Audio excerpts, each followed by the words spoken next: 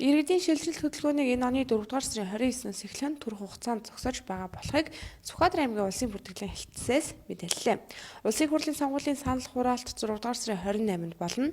Тус сонгуультай холбоотой иргэдийн шилжилт хөтөлбөрийн санал авах өдрөөс эхлэн 60 хоногийн өмнө төр зогсоодог хуулийн зохицуулттай.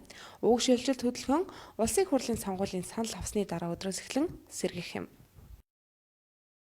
Манай улсын бүртгэгдлийн байгууллагын хэмжээнд шилжилт хөтөлбөрийн бүртгэл нь бол манай иргэний улсын бүртгэлийн үндсэн бүртгэлийн нэг байгаа.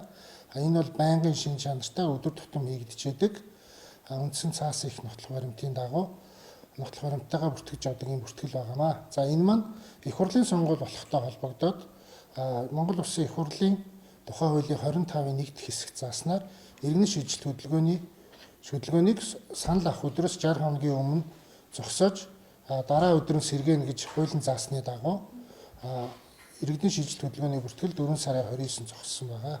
За энэ талаар та бүхэнд мэдээлэл хүрэхэд 24 оны 1 сарын 2-наас шилжилт хөтөлбөрийн бүртгэл зогсох хүртэлх хугацаанд манай Сүхбаатар аймгийн хэмжээнд нийслэл болон бусад аймаг орон нутгаас 211 иргэн шилжиж ирсэн байна.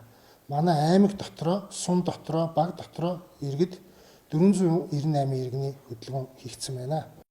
Улсын бүртгэгдлийн байгууллага 2023 оны 1-р сараас эхлэн чек бүртгэл говь цэгийн минь хаягаар таны оршин суугаа газрын хаяг бүртгэлийн нийт иргэдийн мэдээлэлтэй танилцах боломжийг бүрдүүлсэн тул та уг холбоосоор нэвтэрч мэдээлэлээ нэгтлэн шалгах боломжтойг онцолж байлаа.